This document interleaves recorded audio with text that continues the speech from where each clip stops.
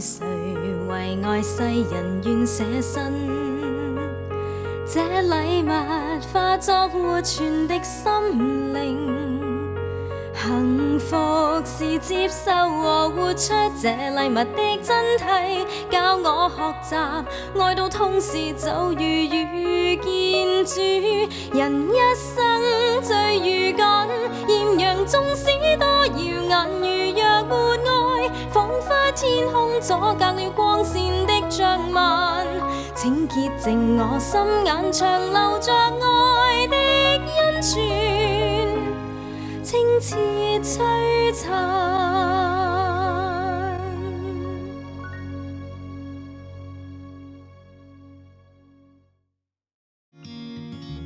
佢嘅一生充滿矛盾。身為單親媽媽，佢竟然忍痛離開自己個仔，選擇去修道。She says it was so hard for me. It was as if my bones got apart one from the other. 身為一位隱修女，佢偏偏嚮往去到遠方傳福音，千里迢迢由法國嚟到啱啱開發嘅加拿大。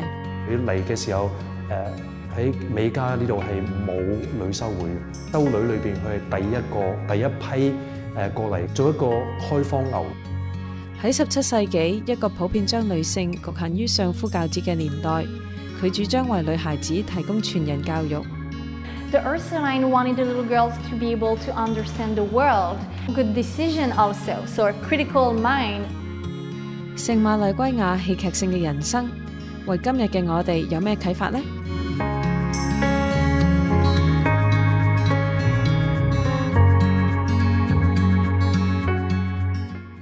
創立於1608年嘅魁北克市，係加拿大歷史最悠久嘅城市。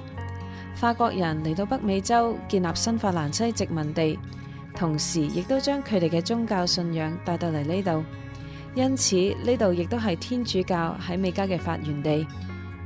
魁北克市除咗有莊嚴肅穆嘅聖堂，亦都有一啲好有歷史嘅修院，吳蘇洛女修會就係其中一間啦。魁北克市嘅吳蘇洛會創立於1639年。修院旁邊嘅博物館收藏咗好多極具歷史價值嘅文物，吸引唔少人嚟參觀。樓高3層嘅博物館雖然地方唔算好大，但係參觀呢間博物館就好似穿越時光隧道，令人返去17到19世紀嘅新法蘭西。喺嗰個時代，進入修院過修道生活係點樣嘅一回事呢？呢度嘅展覽俾到大家一啲概念。So at first, you see the chest over here. At first, the little girls who wanted to become a nun need to came here, kind of an interview. So they're gonna talk about her to see if she's a good candidate to become a Ursuline. And when she arrived here, she arrived with that kind of chest with all things that are very important to her, memories or things like this. And when she came here, she had to left her chest here, and she wasn't allowed to go back to this chest, so it's very symbolic. So she left her her old life behind her before she came here. 經過一段觀察期，候選生會領受會衣，呢一個儀式嘅意義重大。She has the vestition when she get married to the Christ. So it's a really beautiful ceremony, and they are wearing it's a kind of a wedding dress, and it's a very emotional moment for them. 領受過會衣，候選生就會成為女修生，正式展開初學階段，學習點樣過修道生活。She's gonna be divided between teaching, prayer, reading. So she's gonna do all these things, and sometimes it took 2 years to do so. It's like a probation period. 完成咗初學階段，女修生會準備宣發聖願，成為終生為天主工作嘅人。喺天主教會裏面，所有修女無論隸屬邊個修會，都會發貞潔、服從同神貧3個聖願。而吳蘇洛會嘅修女會額外發第4個聖願，將自己終身奉獻俾教育。博物館裏面最引人注目嘅係呢啲刺繡。刺繡喺17到19世紀期間係女性一個重要嘅謀生技能，所以喺吳蘇洛會修女辦嘅學校裏面，刺繡係其中一個學科。呢啲掛喺牆上邊嘅祭台布，全部都係修女嘅刺繡作品。布上邊嘅每一個細節，都係由人手逐針逐針縫出嚟嘅。It's hard to know exactly who did these pieces because there's no signature. It's part of the vows here that you don't have anything for yourself, that everything belongs to the community. So they sometimes spend so many hours on these pieces and they just don't sign it because they just want to make the church very beautiful for everyone. 祭台布嘅構圖極為複雜，由遠處睇差啲令人以為所有嘅細節都係用筆畫出嚟嘅。All the gradient effect that you see in the middle and in the flowers, it looks like it's a painting, but it's all made by hand. And the other thing that she did, it's all the 3D effect here. And they took some horsehair to do so, this 3D effect. And we are very lucky that it's so well preserved until today. 博物館展出嘅刺繡作品，相信部分係由魁北克吳蘇諾會嘅創辦人聖瑪麗圭亞縫製嘅。聖瑪麗圭亞對魁北克以至加拿大嘅教育界貢獻良多。喺吳蘇諾會修院外面樹立咗一個大型嘅雕塑，雕塑嘅設計係一隻拎住鵝毛筆嘅手，意思係向所有致力於教育嘅女修會致敬。雕塑喺1997年，亦即係聖瑪麗圭亞逝世325週年嘅時候揭幕。This is our beautiful chapel.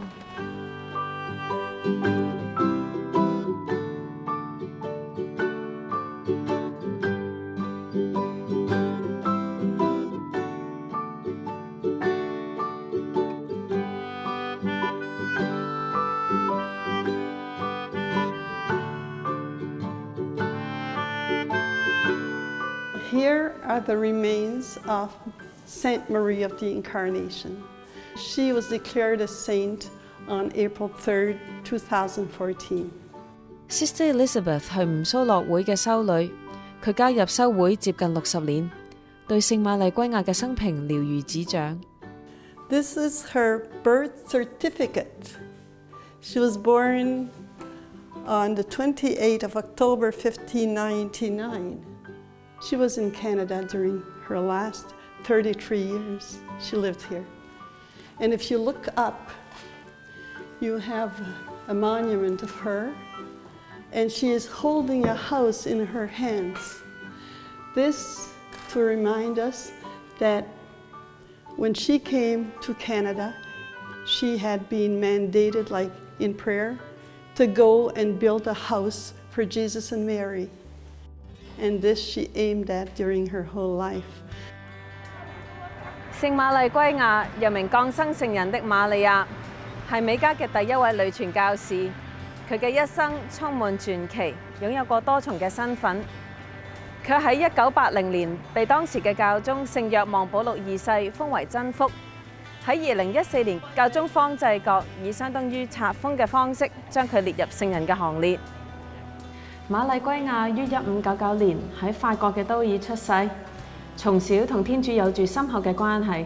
佢喺7歲嗰一年喺夢裏邊聽到天主問佢一個問題。In a dream, she had seen the Lord opening his arms, asking her. She was only 7 years old. She was in the schoolyard, and Jesus asked her, "Will you be mine?" She went to him running. She says, yes. They kissed one another, and she woke up. She says, this dream gave me a tendency to do good all the time. And something she'd like to do was to go at her father's bakery, because he was a baker, and she would take some bread and bring it to the poor. 喺14歲嘅時候，瑪麗話俾佢媽媽聽，自己想做修女。但係佢嘅父母認為佢嘅性格似乎唔係好適合過修道嘅生活。瑪麗於是喺17歲嘅時候下嫁一位商人，喺19歲嘅時候生咗佢嘅仔克勞德。瑪麗嘅丈夫因為生意一落千丈，身體變得越嚟越差，後來更因病離世，留低只有6個月大嘅克勞德。瑪麗喺傷痛之中，除咗要照顧個仔，仲要賣刺繡作品嚟到賺取生活費。更加要處理丈夫留低嘅生意，想辦法還清債務。但就喺呢個時候，天主徹底改變咗佢嘅生命。1620年3月24日，喺前往丈夫工廠嘅途中，瑪麗有一個畢生難忘嘅經歷。She says, I was stopped, and in a few moments, I saw all the imperfections and sins I had committed since my birth. I lifted up my head. I saw a little church. The door was open. I went into the church. A priest was there as if waiting for me. I went to him, told him all my sins. Well, it's as if I was immersed in Christ Jesus' blood, who would have given up his life, would it have been for me alone? So I went home, and I felt I was changed into another creature. I wasn't the same at all. I didn't even recognize myself. So much I was changed. 瑪麗咁年輕就喪夫，佢嘅親人都勸佢再婚，咁樣佢哋兩母子嘅生活都會有所改善。但係佢向天主發徵結願，決定一生保持獨身。瑪麗處理好丈夫嘅生意之後，佢管理業務嘅才華好快就得到賞識。She settled the affairs of her husband so well as a good businesswoman. She had a brother-in-law who noticed that, and he said to himself, I have to get this woman to work for me. When little Claude became to be 2 years old, then she thought it could be the time for her to go at her brother-in-law's place, her sister's place, to work with him, to help them out with the business. 喺之後嗰幾年，瑪麗依然忙於協助佢嘅姐夫打理生意同埋照顧兒子，但喺忙碌之中，佢對修道生活嘅渴望依然有增無減。終於喺1631年，佢決定加入法國都爾嘅吳蘇洛女修會，取名降生成人的瑪利亞。佢自己都知道係呢個愛天主去追隨佢而感動到佢內心，知道佢要擺低呢一啲好重要嘅嘢。So when she left her son the first time, he was 12 and she was 31. She says, it was so hard for me. It was as if my bones got apart one from the other. So hard it was for me to leave my son. But still, I am sure this is God's will, she added. She was very sure it was God's will she was doing. 佢個仔唔想去入修院，佢自己都唔想掉低個仔，但係因為佢知道天主俾佢嘅召叫，佢需要去做呢樣嘢，而忍痛去做呢樣嘢。瑪麗之所以取名降生成人嘅瑪利亞，係因為佢進入初學嘅日子係1631年3月25日，嗰日教會慶祝聖母領報瞻禮，紀念天使加比厄爾向聖母瑪利亞預報天主聖子降生成人嘅大喜訊。而喺11年前嘅3月24日，係瑪麗經歷咗重大改造嘅日子。佢取名降生成人的瑪利亞，就好似一個妻子跟隨丈夫嘅聖事一樣。喺17世紀，所有女修會都係隱修嘅。瑪利亞修女雖然足不出戶，但係天主就藉住唔同嘅方法，令佢嚮往去到距離法國都爾超過5000公里嘅魁北克傳教。1633年聖誕期間，瑪利亞修女又發咗一個好特別嘅夢，夢裏邊自己拖住一個女人嘅手，佢哋一齊行緊一條好崎嶇嘅路，去到一個從未見過嘅地方。At Tours in France, she had a dream. She was 33 years old. She had just made her profession, her vows, her first vows. And in this dream, she saw St. Joseph. She saw a country, and what she says is it's a country that was full of hardships. 瑪利亞修女起初唔知道夢裡面見到嘅係乜嘢地方，過咗一段日子，佢先至喺祈禱之中知道嗰度係加拿大。瑪利亞嘅仔克勞德嗰陣時喺一間耶穌會辦嘅學校寄宿，學校嘅一位老師亦都係耶穌會神父，喺書信中向瑪利亞修女透露自己渴望去到新法蘭西傳教，仲寄咗一本耶穌會士嘅傳教日記俾佢。The Jesuits were here before, huh? The Jesuits had come here in 1625, and they were the ones that would write to France to tell people in France about all what was going on here. They would stress on education. They would say, we give education to the boys, but no one is there to give education to the girls. And we need to have good wives and good mothers for the families. So when Mother Marie would read this, like she was sure she was the one that would have to do that. 為咗令遠赴新法蘭西嘅任務成事，天主仲召叫咗另外一位女士，佢就係佩爾特里夫人。And Madame de la Pelletrie read the same reviews, and Madame de la Pelletrie's reaction was to say, well, I'm rich. I inherited from my father. I could give a part of my money for the mission. She wasn't a sister, but she had a great faith, and one day she became very, very sick. And she did a prayer to Saint Joseph, and she tell him, if I'm well tomorrow, if I'm not sick anymore, I'm gonna dedicate my life and my money. I'm gonna give everything I have to new friends and to build a church or a school for a house for Mary and Jesus there. And of course, the day after, she was very well, and she wanted to keep her words. 經過耶穌會士嘅穿針引線，呢兩位有志去到遠方傳教嘅女士，終於喺出發到新法蘭西之前冇幾耐碰頭。瑪利亞修女一見佩爾特里夫人，就認出當年喺夢裏面見到嘅人就係佢。1639年5月4日，佢哋終於坐船離開法國。除咗吳蘇諾會嘅修女，同船仲有幾位耶穌會神父，同埋聖奧斯定會嘅幾位修女。1639年8月1日，佢哋終於嚟到魁北克。Upon their arrival, they arrived on the St. Lawrence River here. There were only 250 white persons in Quebec, and there were 6 houses, 4 made of wood.And 2 made of stone.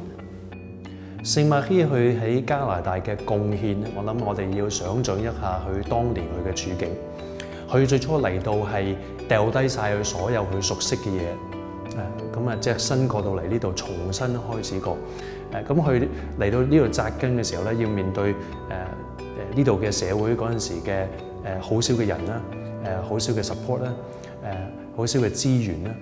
好多唔認識嘅嘢啦，俾我哋睇到聖瑪麗佢因為佢對耶穌嗰份愛咧，令到佢時常都好信賴主耶穌，因為佢嘅愛要福傳咧，佢自然會有辦法。到咗魁北克之後，瑪利亞同埋幾位修女喺一間破舊嘅木屋嗰度住，木屋嘅屋頂充滿裂縫，喺晚上佢哋仲可以透過裂縫睇到天上嘅星星。居住喺簡陋嘅環境下，對瑪利亞修女同佢幾位同伴嚟講唔係大問題，佢哋更加在意嘅係點樣能夠盡快為呢度嘅女仔提供教育。The day after their arrival, they already had 18 girls, Indians and French girls, to give education to. 佩爾特里夫人本來打算每年捐出3000法鎊嚟支持吳蘇諾會喺新法蘭西嘅工作，但係好不幸，因為家族財政糾紛嘅關係，最終佢只能夠每年捐出900法鎊，大概相當於當年一個專業技工嘅年薪。喺極度欠缺資金嘅情況之下，佢哋唯有依賴法國嘅善長支持，咬緊牙關克服一切困難。And this time, well, this was a forest, so the trees had to be uprooted, and everything that was needed had to come from France. So this was kind of something to do, but they succeeded to do that. 1642年，佢哋嘅修院正式落成。呢一間係吳蘇諾會喺歐洲以外嘅第一間修院。喺呢間修院，修女開設咗一間取錄法裔同埋原住民女生嘅寄宿學校。呢間係喺美加嘅第一間女校。由於寄宿學校設喺修院裏面，所以寄宿嘅女仔同修女一樣，都係過住隱居嘅生活嘅。The little girls were clustered with the nuns, but they had the chance to see their family for Christmas time and summer vacation. And they had the chance to speak with their parents the Sunday after the Mass, but through the grills like this. It seems very strict, but the Ursulines were clustered, so it just makes sense that the students were clustered with the nuns. And then they just wanted to keep the purity of the little girls. We are here in the middle of Old Quebec, so they just want to make sure that they are not becoming friends with the bad person around here. 隱居聽起嚟好似好枯燥，但係寄宿學生嘅生活其實並唔單調。吳蘇諾會嘅修女並冇因為學生係女仔而局限佢哋要學嘅知識。呢度提供嘅學科相當全面。Teaching the young girls, it's not just science, French, English classes, it's also art, music, painting, and of course embroidery, lace making, photography also, sculpture. It's very a complete education. Ursuline Sister 佢哋嘅教育嘅方法係唔單止係想嗰啲女仔學識基本嘅學校嗰陣時會教俾啲女仔嘅嘢，佢哋嘅教育嘅方法咧係唔單止係簡單嘅文字，仲會教佢啲技能。所以一開始佢本身例如佢自己係好純熟嘅一個刺繡嘅技工，咁就會想嗰啲學生咧。無論你係貴族又好，無論你係本地嗰啲印第安人又好咧，全部都學一啲呢啲咁嘅技能，學識點樣去刺繡，可以能夠揾到錢，到時出翻去嘅時候，唔係淨係嫁咗俾一家人一間好人家咧就算，而係能夠可以有啲技能可以幫個家庭去揾到錢。Here we are in the what I call science classes, and it's just something very special because the Ursuline wanted the little girls to be able to understand the world.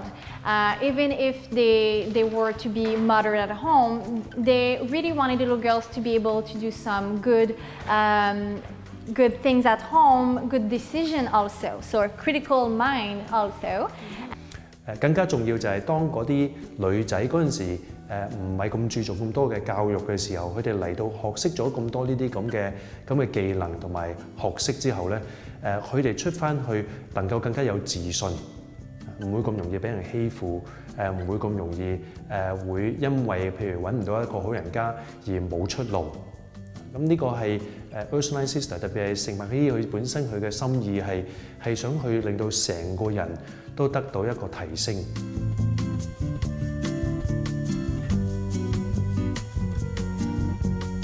嚟到呢，佢主要佢嘅使命係做教育，但係佢唔係將法國人嗰套嚟到硬生生咁樣去逼嗰啲原住民去學去改變佢哋嘅文化，而係佢會學佢哋嘅嘢，去認識佢哋，然後等到佢哋有興趣，用佢哋嘅方法，用佢哋嘅語言去教導佢哋有關天主。為佢嚟講，佢唔係想將法國人嘅嘢俾佢，而係更加係想用佢哋能夠學嘅方法，將天主嘅愛，將耶穌嘅聖心，佢嗰份嘅慈悲，去教導俾佢哋，去見證俾佢哋，去吸引佢哋認識，亦都擁抱耶穌嗰份嘅愛。為咗服務原住民，瑪利亞修女跟耶穌會傳教士學咗4種原住民嘅方言。佢將福音翻譯成為佢哋嘅文字，更加用印第安方言編寫要理，仲編定咗印第安方言嘅字典。This stained glass window, it shows her she is sitting as the Indians do. And notice her face, the color of her face is the same as if she were an Indian, a native. You see, this to show that she really did her best to be encultured, to take the ways of the natives. 喺吳蘇諾會嘅修院裏面，仍然可以睇到瑪利亞修女善於接待原住民嘅痕跡。This is a meal they used to make for the Indians called sagamite, and they give the recipe. They put some plums in it, and some flour, and some bread, pieces of bread, and lard, so that grease, a lot of grease, because this was the way the Indians liked it. 瑪利亞修女一生寫過超過1萬封信，當中絕大部分，好似呢一封咁，都係佢寫俾身在法國嘅仔克勞德。雖然佢哋兩個分隔兩地，但係書信令到佢哋聯繫埋一齊。He said to his mother, "We will never see each other again."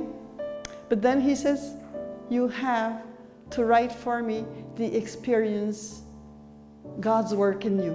You have to write of this and hand it over to me." 瑪利亞修女犧牲自己嘅睡眠時間，寫低自己嘅經歷。可惜佢寫嘅第一批信件被修院嘅大火燒毀。喺克勞德嘅懇求下，瑪利亞修女再次將佢自己嘅心路歷程寫低。17世紀嘅郵遞服務受到當時嘅運輸系統限制，信件一定要喺秋天完結之前寄出，如果唔係就要等到第2年嘅夏天先至可以寄出。嗰陣時嘅人寫信要寫幾個副本，經唔同人嘅手，先至可以去到收信人嘅手中。全靠瑪利亞修女嘅犧牲同克勞德嘅堅持，我哋今日先至可以睇到瑪利亞修女嘅書信。更加令人欣慰嘅係，雖然瑪利亞修女因為修道而冇辦法照顧克勞德，但係天主就一直守護住佢。When she was 14, she had asked her mother if she could enter the Benedictine order. And her mother said no. But you know what? Her son, later on, became a Benedictine monk. And she had never spoken to him about it. 佢擺低咗個仔，但係佢個仔因為佢嘅榜樣，亦都尋找咗天主，變成咗一個本篤會嘅修士。有時跟隨天主嘅召叫，我哋要擺低好多其他嘅嘢。喺聖默希個身上，我哋睇到天主召叫佢做呢樣嘢，佢相信咗有更好嘅嘢會俾佢。聖瑪麗圭亞喺佢73年嘅生命裏面，做咗好多平常人眼中唔可能嘅事。一切嘅唔可能，最終變成可能，都係因為佢對耶穌嘅愛。自己嘅書信裏邊，佢好多時都會講及係佢對耶穌嗰份嘅愛，好想耶穌嘅聖心嘅嗰份嘅愛，嗰份嘅傾瀉，接觸到更多嘅人。She was in love with Jesus. She would say, "Jesus, 100 times my love, 1,000 times my love, an infinity of times my love." In her prayer. 喺佢嘅一生裏邊見證咗就係耶穌想做嘅，只要我哋依靠耶穌，我哋愛耶穌咧，佢會透過我哋成就呢樣嘢。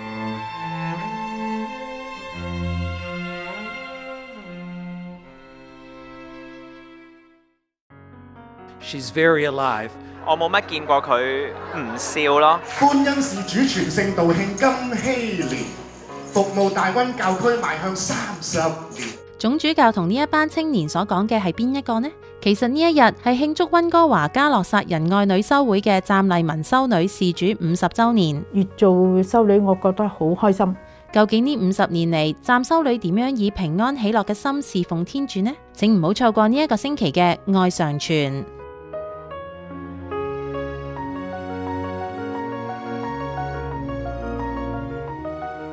睇完呢一集愛常傳，歡迎大家打我哋嘅熱線電話嚟分享一下你嘅感受或者故事，同時亦請收聽我哋逢星期六嘅電台節目愛生命。要購買天主教書籍同信仰靈修禮品，請嚟我哋嘅生命恩泉書社參觀選購。我哋下星期同樣時間再見，天主保佑。